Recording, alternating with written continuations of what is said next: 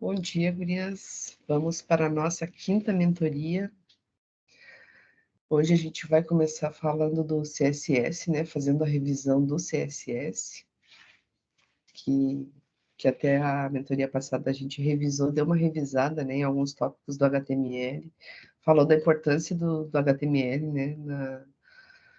Na questão de busca, né? Na importância dele para os navegadores, né? Para o ranqueamento de páginas. Então, HTML não é só aquela marcação de página que a gente faz, né? Que tem gente que diz, é só HTML. Mas o HTML é fundamental, né? Um HTML bem escrito é fundamental para a vida do site depois, né? Para a questão de ranqueamento, acessibilidade, né? É muito importante a gente conseguir estruturar bem um site, né? Para a carreira dele, né? Se a gente usar um site para negócio, né? Para ele ser bem ranqueado, para ele aparecer nas pesquisas, enfim. Hum. Ah, tá. Vi a mensagem. Então, bom dia, né? Vamos revisitar alguns conceitos do CSS. Vamos fazer também algumas coisas que a gente não fez lá na trilha 1. Algumas coisas que vocês, de repente, já tenham visto em sites e acharam legal, né? Então, a gente vai rever para deixar o site mais completinho. E o que, só para revisar, então, né? O que é o CSS? O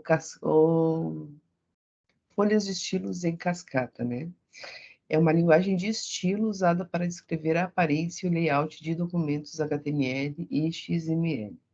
Então, depois que a gente fez toda a estruturação, né, lá com HTML, escreveu bem o HTML, colocou tags semânticas, usou as meta tags também, né, que também são importantes para a localização do site. Agora vocês vão estilizar, né, esse HTML. Em resumo, né, se a gente vai as definições, o bloco CSS, né, o que é o CSS? O bloco CSS. Então, quando a gente fala em bloco CSS, é o conjunto de propriedades aplicados a um projeto do HTML que atende à condição do seletor que é composto por. Às vezes a gente sabe fazer e não sabe os nomes, né, que a gente só está dando nomes às coisas que vocês já sabem fazer. Que é o seletor, né, a quem deve ser aplicado o estilo, no caso aqui o P, o seletor, as propriedades que deve ser alterado, no caso, altura, margem, e o valor da propriedade, que é a informação que a propriedade vai receber, né? Então, se eu descrevo uma propriedade, eu sempre tenho que colocar um valor para essa propriedade. O CSS, ele é bem chatinho, né? Se a gente esquecer um ponto e vírgula, ele já não renderiza. Então, hoje a gente vai falar, né, sobre os conceitos de seletores, pseudoclasses, displays e variáveis, né? Assim, tudo meio junto, a gente dá uma relembrada legal nesses tópicos. E em referente aos seletores, falar sobre seletores que quase nunca são usados, né? A gente pensa só em seletor, quando a gente fala em seletor, a gente pensa só no ID, na class, mas a gente tem outros, né, que em algum momento podem ser bem úteis. Então, os seletores são usados para selecionar os elementos HTML que você deseja estilizar, né, a definição. Então, a gente tem o seletor universal, que é o asterisco. Então, se eu colocar um text align, um asterisco, e dizer que, e abrir chave e fecha chave, e dentro delas colocar um text align centralizado em uma cor azul, isso quer dizer que eu estou aplicando a todos esse estilo, a todo o site esse estilo, né? A regra CSS acima afetará todos os elementos HTML da página. Então, por exemplo, se eu quero definir uma fonte para todo o site, dizer que todo o meu site vai usar a mesma fonte, eu uso o asterisco, né? Para dizer que vai ser aplicado em tudo. Esse asterisco também é usado lá no reset, né? No arquivo reset. O que é o arquivo reset, né?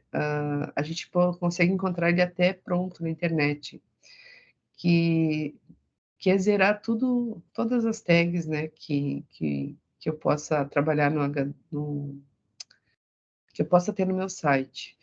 Então, ele já está pronto na internet, se a gente procurar arquivo reset CSS, ele zera a borda, ele zera a padding, ele zera a margem, né? Então, normalmente esse arquivo reset também é usado com esse seletor aqui universal, tá? Então, é seletor porque, né, não tem nenhuma tag aqui, não tem nenhuma tag específica dizendo aonde eu quero aplicar, estou dizendo que eu quero aplicar em tudo.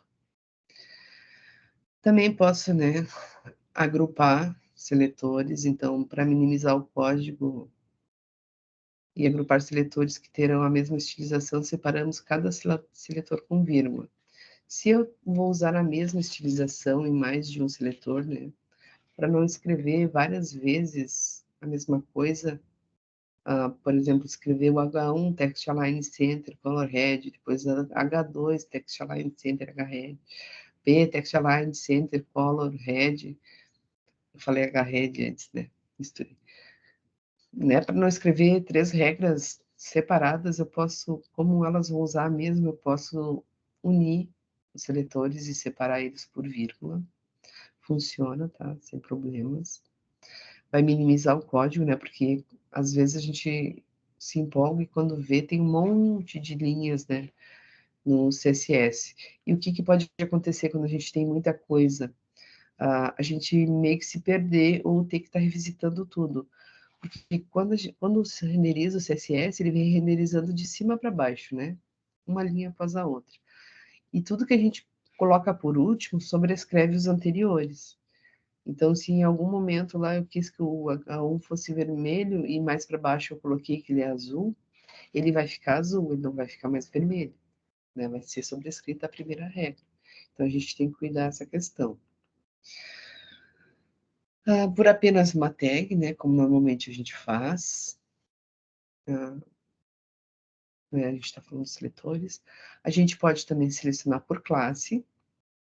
Então, quando eu uso uma classe, eu nomeio a classe lá no meu HTML, né, e chamo ela aqui, descrevo ela aqui com um ponto, né? Então, ponto center e a estilização que eu quero aplicar. Por pseudoclasses, então eu também posso colocar uma pseudoclasse em alguma tag que eu tenha, né? Então, uma pseudoclasse é usada para definir um estado especial de um elemento.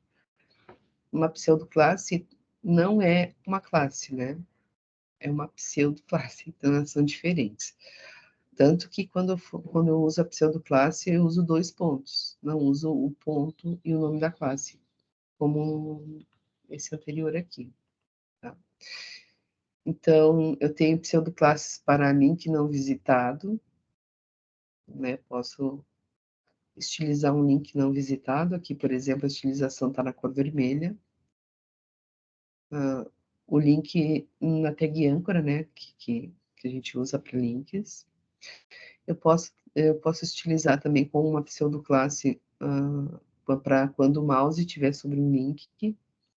Então, é a 2 pontos hover, né? Acho que é uma das mais famosinhas que tem.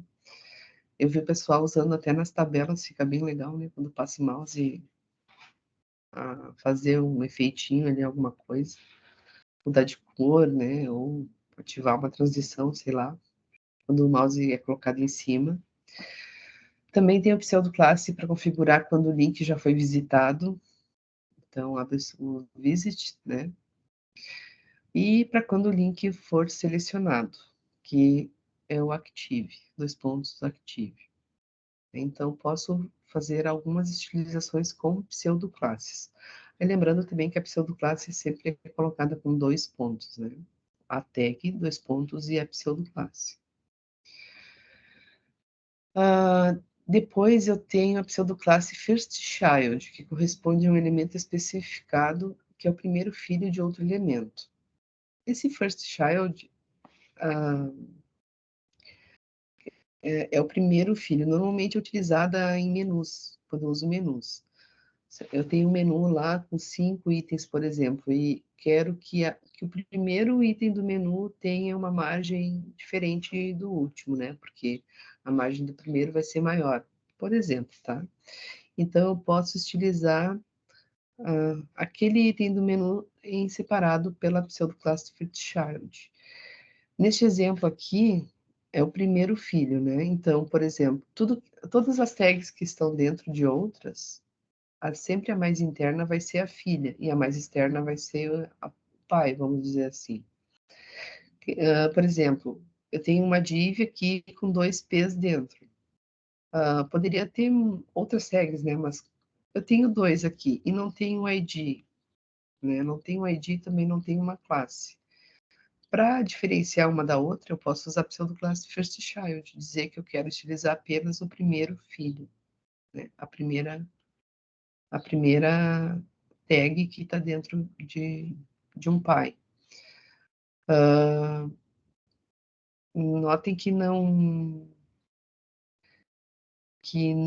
tem ID nem class aqui, né? Eu só quero diferenciar uma da outra. Então, como as duas são iguais, eu quero só que a primeira seja azul.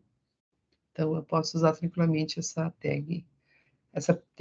pseudoclasse firstChild para fazer essa configuração. Tá? E e como é que ele sabe, né, que é o primeiro filho? Isso que eu estava pensando antes. Como é que ele sabe que é o primeiro filho? Porque renderiza de cima para baixo, né? Então, essa aqui é a primeira e essa, consequentemente, é a segunda. Depois eu também tenho a pseudoclasse lastChild. Se tem o primeiro filho, eu também tenho o último filho, né? A mesma ideia. Posso usar lá nos menus para configurar o último item do menu, ou dentro do HTML, né? Pegando por filhos, né? Olhando quem é o último filho. Então, nesse caso aqui, não quis usar class e não quis usar o ID. Né? Então, como é que eu configuro? Tenho essa possibilidade da pseudoclasse, tá? Então, a pseudoclasse lastChild corresponde a um elemento especificado que é o último filho de um elemento. Por identificador, que aí sim é o ID, né? First name, só porque a gente usa o nome do ID. Então, quando a gente se refere ao ID, a gente vai usar a cerquilha, né? O hashtag aqui. Vai colocar o nome do ID e aplicar uma configuração para ele. Lembrando, né, que os IDs devem ser únicos para cada seletor, único para cada tag. Se eu colocar um ID igual em mais de um lugar do site, vai funcionar? Vai, só que não é recomendado, ele já foi pensado para ser único no site, até porque eu consigo devolver conteúdo para ele, né? Então, a não ser que tu tenha uma situação em que tu quer que duas áreas do site sejam exatamente iguais, né? Quando acontecer X coisas com uma área, tem que acontecer a mesma coisa com a outra. Mas, em geral, a gente não repete o ID, né? A gente coloca um ID para cada tag. Os seletores de atributos podem ser úteis para estilizar formulários sem classes ou sem class ou ID. Então, eu também tenho outras formas de utilizar, né? Por atributos, não só com pseudoclasses e com classes e IDs, como a gente viu antes. Então, eu posso ter uma situação que eu tenho um formulário com atributos, né? E eu posso fazer a utilização por eles tranquilamente. Então, por exemplo, o seletor attribute é usado para selecionar elementos com um atributo especificado. Como aqui no exemplo, o atributo especificado na tag A foi o target. Então, aonde encontrar a palavra target, ele vai pintar de azul. Então, notem que aqui eu tenho target com um valor e target com outro valor. Ele não vai olhar para o valor. Esse atributo vai olhar apenas para o atributo em si, né? Para o nome que eu coloquei lá. Se eu coloquei lá que é o target, todos os lugares que aparecerem em target, ele vai pintar de azul. Às vezes isso aqui fica confuso, a gente tem que cuidar, né? O atributo que coloca ali, para não estilizar tudo. Às vezes tu quer estilizar só uma parte, só que em outro lugar do site também vai ter esses atributos, então a gente tem que cuidar porque eles também vão ser selecionados. Depois, o seletor atributo e valor é usado para selecionar elementos com valor, com atributo e valor especificado. Então, nesse caso, no atributo e valor, aí sim ele vai olhar para o target e para o atributo do target, como nesse exemplo aqui, né? Então, vai olhar para os dois. Notem que embaixo aqui eu também tenho um target, né? Só que o atributo é underline top, não é o underline blank. Então, por isso que ele não estilizou. Depois, o seletor atributo value. Mas esse aqui, a diferença desse para esse anterior é que ele tem um til na frente. Então, é usado para selecionar elementos com um valor de atributo contendo uma palavra especificada.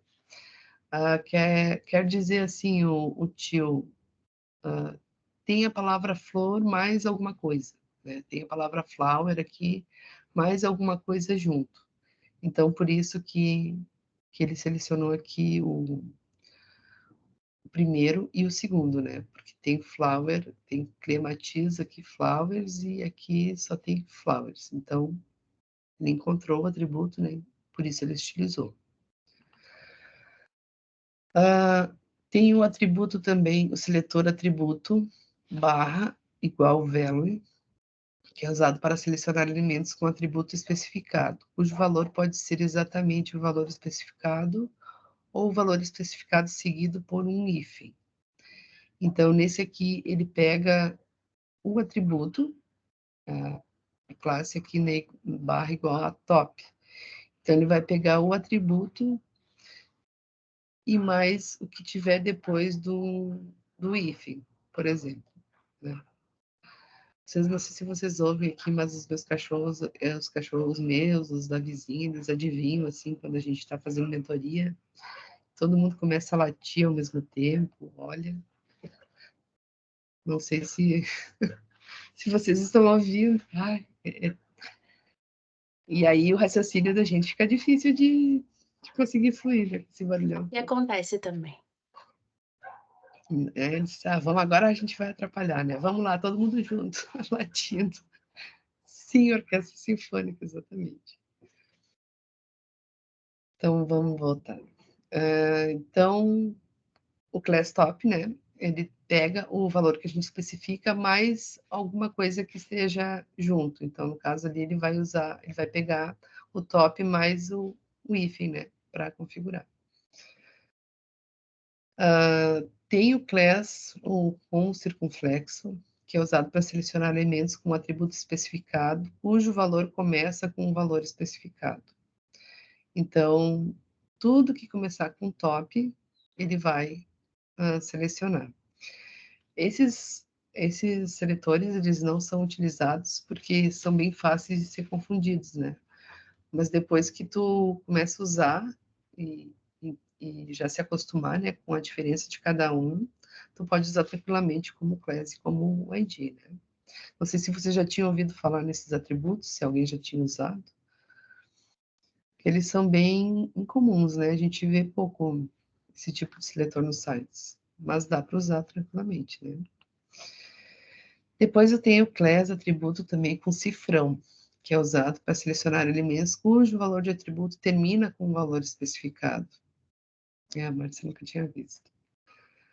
Eu também raramente uso esse tipo, né? Mas como eles existem, alguém pode gostar deles, ou podem ver isso por aí em algum lugar, né? Então, a gente está comentando.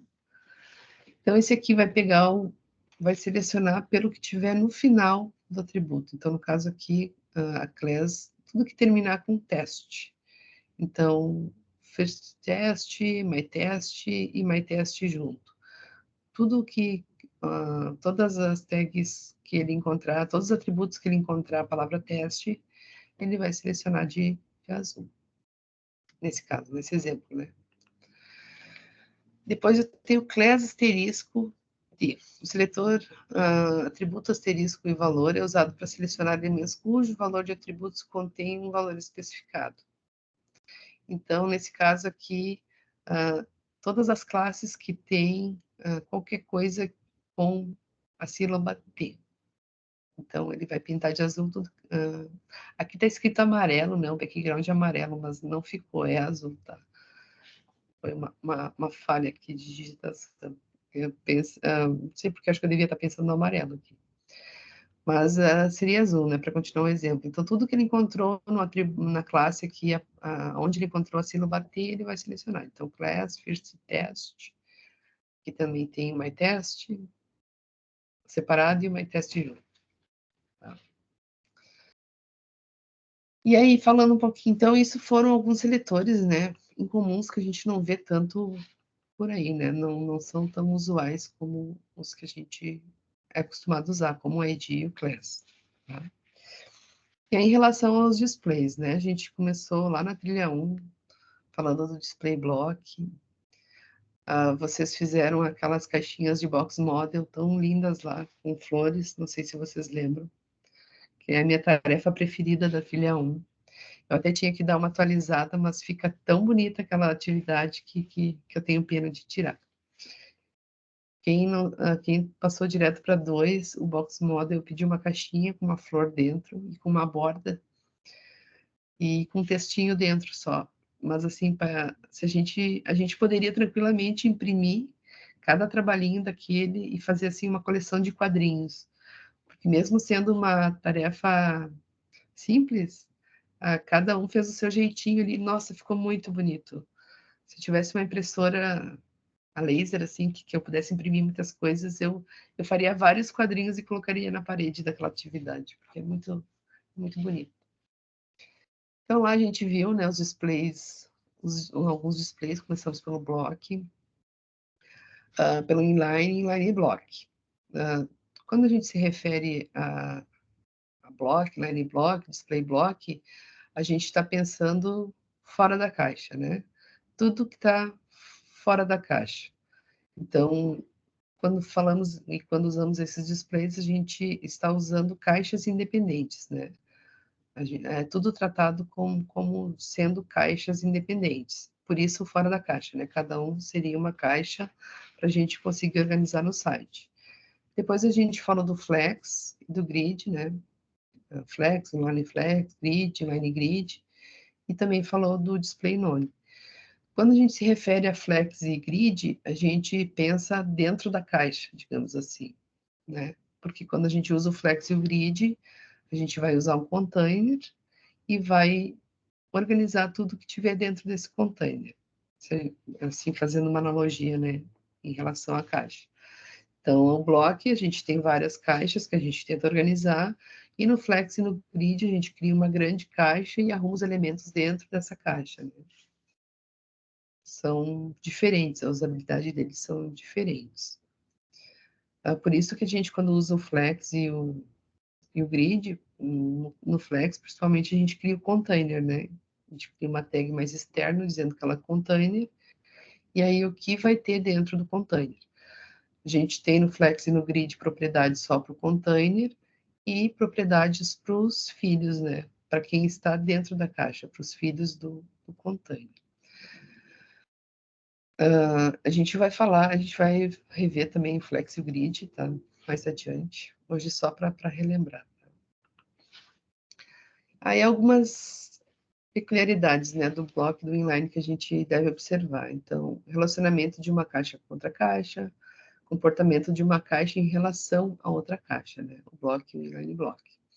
No inline, quando a gente diz que uma tag, que um objeto, né, é inline, ele não aceita margem, não aceita largura e altura, pega a largura e altura do que tiver dentro dele, né, ele vai se adaptar ao que tiver dentro dele.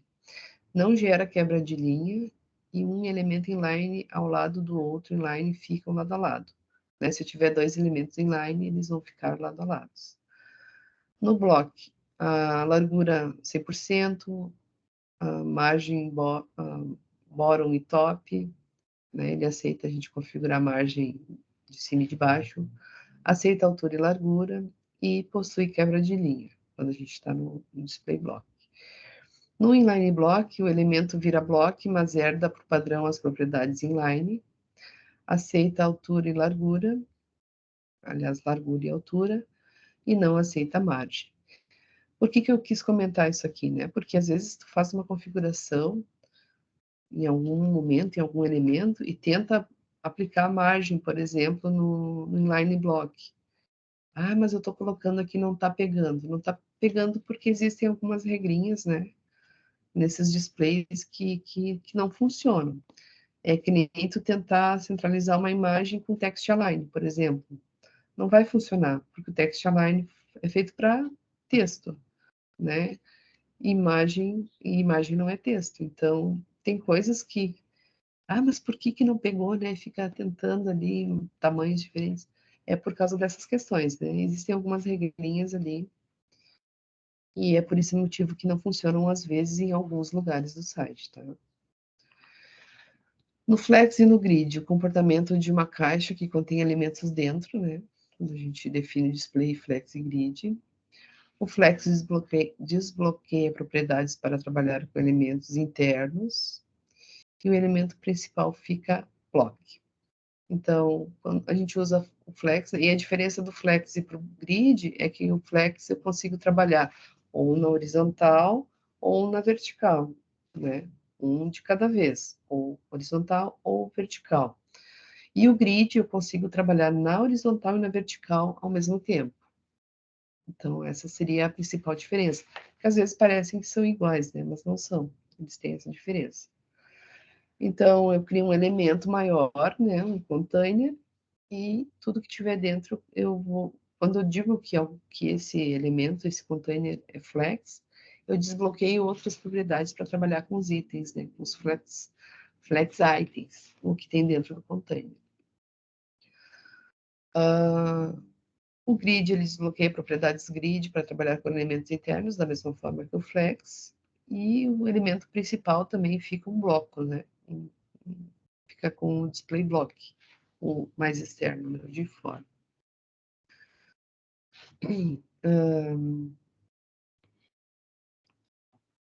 Que mais?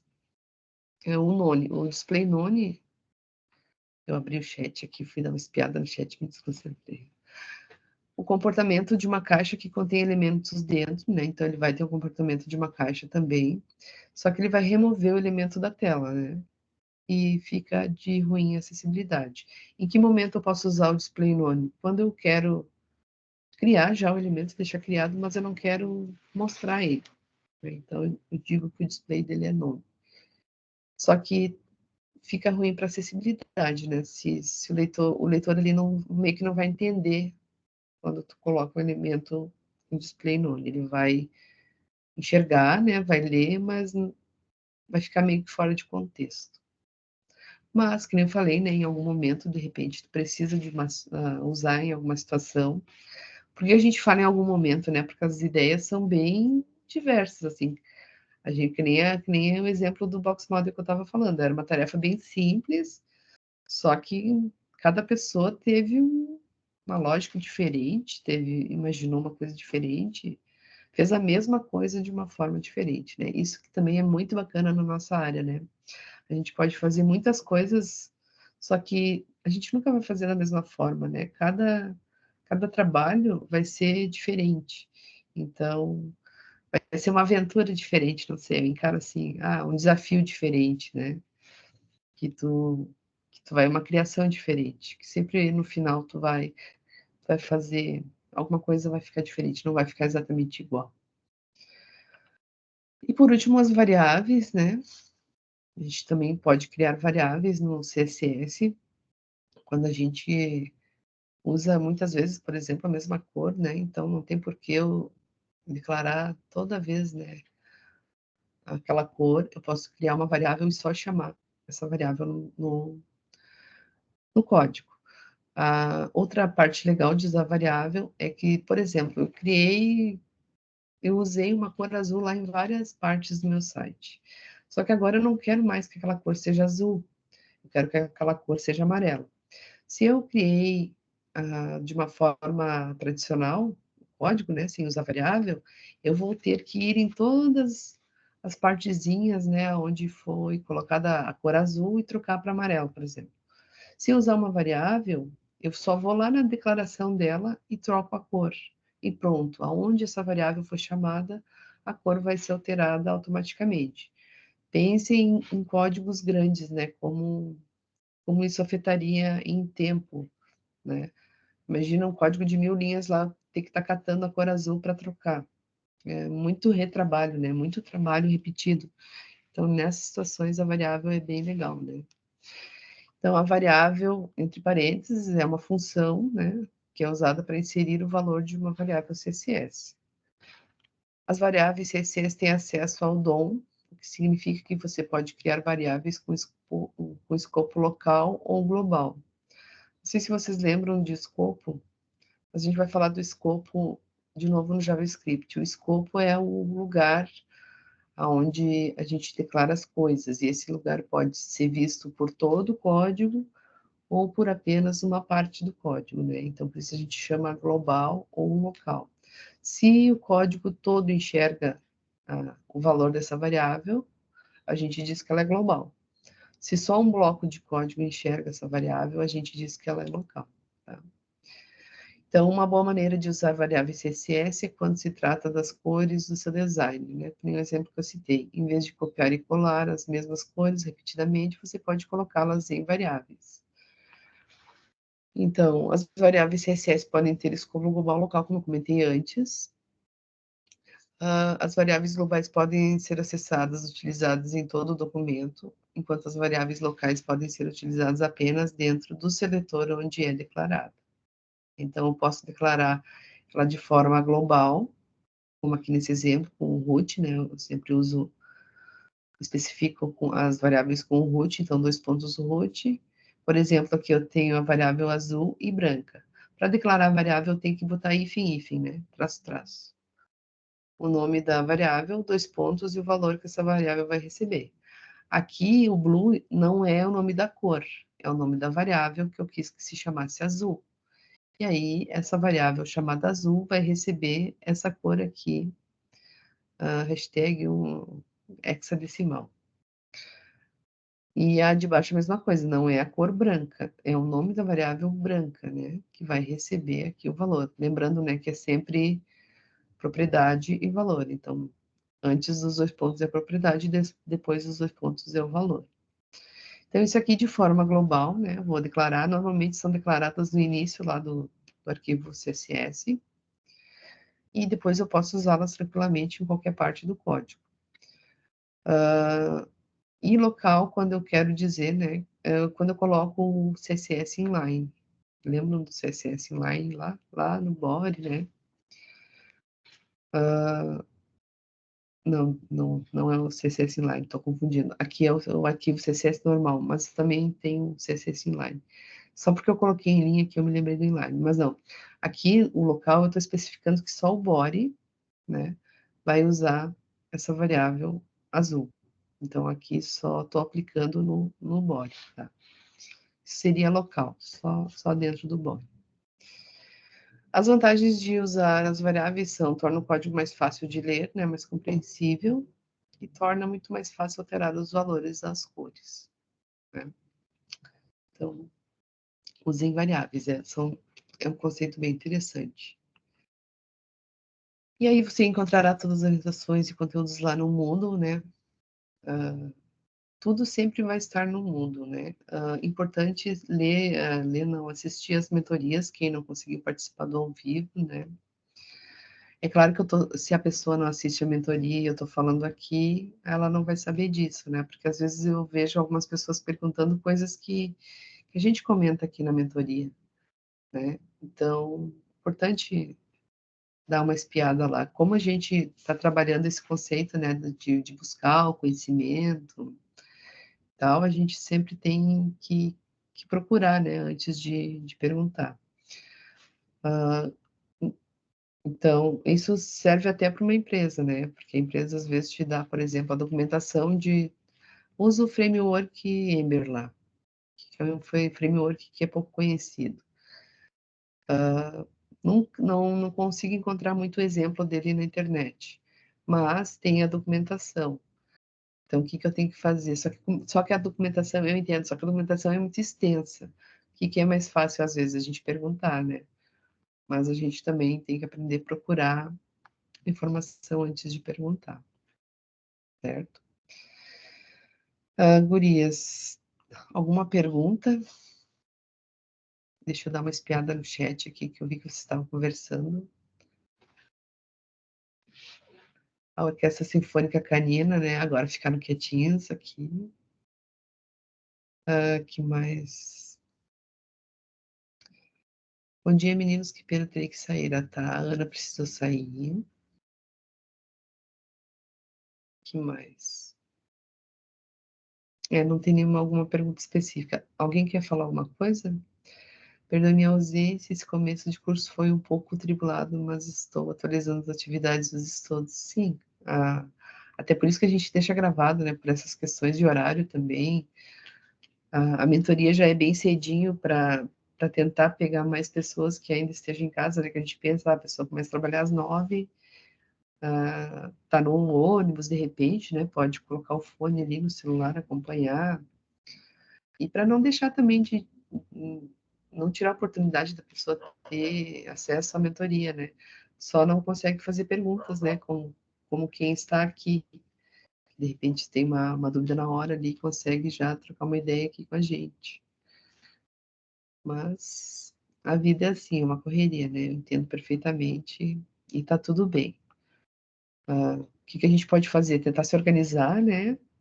E fazer o que der da melhor forma. A gente ter consciência que a gente se esforçou e que, se não deu, também paciência, né? Porque também a gente não é de ferro.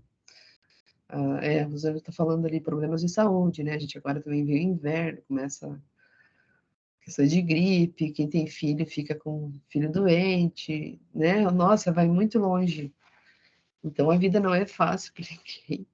A gente entende isso também. Mas assim, teve algum problema, antes de desistir, tal coisa, chama no privado lá para a gente conversar, né? Para trocar uma ideia. Não quero me expor aqui na mentoria. Tem o WhatsApp lá da Responde, né? Dá uma chamada lá, a gente conversa. Só eu que respondo lá também, né? Mas, assim, né, se quiser ficar com mais privacidade, não deixa de falar, né? Não desiste sem conversar com a gente antes, né? De repente a gente consegue achar uma solução juntas. A Fabiana está fazendo isso, me organizando para poder conseguir acompanhar. A organização é fundamental, né? Se a gente consegue, assim, definir horários, claro que nem sempre vai sair como a gente planejou, mas ajuda bastante. Tem uma mãozinha levantada ali, quem quer falar? A Laila. Diga, Laila. Bom dia, professora. Eu Bom dia. estou estudando para concurso. O concurso dos meus sonhos saiu, que é o BRB aqui na área de TI, que eu moro aqui em Brasília, né? Uhum. Aí, assim, tá bem difícil conciliar tudo, porque é a vida, é concurso, aqui os trabalhos, aí, assim, tá tudo virado, aí tá bem complicado, mas eu estou tentando organizar tudo e tentar entregar pelo menos no prazo. Tem hora que vai dar umas passadas e tal, mas eu vou tentar, porque agora é foco mesmo, porque é bem complicado esse concurso, que é nível superior, eu estou assim, mais preocupada mesmo com a redação, mas vai dar certo, se Deus quiser. Mais preocupada com a redação. Eu não era ótima em português, assim, mas eu tinha facilidade para escrever. Professora, não é nem isso, é porque a redação ela é bem específica. A última redação que eu olhei do concurso, eles estavam perguntando sobre árvores de decisão. Então, eles perguntam sobre siglas específicas lá, o que é VLC e Entendi, é tal. diferente. Então, você tem que dominar o assunto O mesmo assunto para correto. poder falar. Não é em si Entendi. a parte de português. Essa aí é bem mais tranquila. É Não, eu achei que realmente era um tema, assim, comum a todos, não, mas é específico, assim, daí é diferente, aí tem que dar uma estudada. bem diferente. Então, depois que eu vi, que eu assustei, professora, eu vi uma redação, acho que de 2019, que eles colocaram 7 tópicos para você falar. Eu nem lembro qual era o assunto, mas você tem que citar os 7 tópicos. Aí eu fiquei, nossa, Sim, meu Deus do céu, como é que faz isso? tem que falar sobre. Fiquei assustada, entendeu, professora? Então, a parte que eu estou bem mais assustada é realmente na redação. E na última prova foram 2 redações. Uma foi sobre a árvore de decisão e outra sobre um negócio lá do banco de dados da Oracle, que eu nem lembro o que é que eu falei, vixe, se eu tivesse passado, eu tinha rodado na redação. Mas é isso aí, vai procurando pelas informações e É, tenta né, estudar É o que tu estudar, né, professora? É igual o professor de poder. português falou, é o assunto que vai cair na prova. Então, se estudar e tiver afinado, consegue fazer a redação. Sim, Rezar e estudar. É por isso que eu estou bem focada. isso Vai aí. dar certo, professora. Só que aí realmente está bem difícil conciliar tudo. Essa mesmo da tabela periódica foi bem trabalhosa, porque foi bem grande. Ai, aquele código fica grande, né? Me perdoe. Foi. Aí eu, ai meu Deus, aí eu tirei, eu fiz no domingo, passei praticamente o domingo todo fazendo, eu falei, ai, se eu ficar caindo nesses deveres assim, eu tô enrolada, que eu vou ter que ficar Não, mas deixando. é a tarefa, acho que mais extensa que eu vou pedir. As outras não vão ser tão grandes, não se Ah, preocupe. que bom. Aí eu até fiz esse negócio do Root, porque ele me simplificou bastante, porque Sim. rapidinho eu consegui botar as cores lá, ficou bem coloridinho, ficou bem rapidinho, ainda bem. Mas foi bem trabalhoso, mas deu certo, professora. Ah, que bom. Muito obrigada, gente. Muito obrigada aí. Todo mundo está me desejando sorte. Obrigado mesmo. Isso aí. Obrigada, Essa, professora. imagina. E boa sorte, vai dar tudo certo, isso aí. Aquela Obrigada. atividade da tarefa, ela trabalha muitos conceitos ali, né? ID, class, trabalha atenção também, né? Questão de localização na tela, relembra vários conceitinhos, assim, por isso que eu gosto de pedir, mas eu sei que ela fica bem grande, né? Que as orelhas esquentam, às vezes, assim, porque acho que a pessoa fazendo aquele baita código, ele deve pensar, ai, Rafaela, para que tanta coisa, né? Para que tão grande? O Mas bom é é que para no meu treinar. concurso também cai HTML e CSS. Então já está relembrando algumas coisas aqui. É, aí ajuda. É. E é isso, Gris. A gente também não é perfeita, né? A gente também não consegue fazer tudo sempre 100%. Então a gente também não pode se cobrar tanto, né? Que nem eu falei, fazer, estudar, fazer o melhor que a gente pode, né? Mas se não deu certo mesmo assim, é porque não era para ser, não era para acontecer naquele momento, né? Não se cobrar tanto também. A gente, como mulher, a gente se cobra muito, né? Desde sempre. Até pela questão da área, enfim, com tudo que vem junto, né? Mas a gente é humano também, né? E a gente tem muitas atribuições a mais também. Então, não vamos nos cobrar tanto, né? Porque às vezes a gente é a que mais se cobra. As pessoas na volta nem estão cobrando tanto, mas a gente é que se cobra mais, né? Gurias, mais alguma coisa? Então, a atividade dessa semana não vai ter entrega, tá? Até porque ainda tem mais uma semana da tabela que vai ficar em aberto. Até se alguém perguntar no grupo lá, aí eu não consigo ver todos os grupos. Eu tô com as 4 trilhas, então eu tô com bastante coisa para fazer. Digam lá, não, pessoal, calma, tem mais até o dia 24, ainda que vocês podem entregar.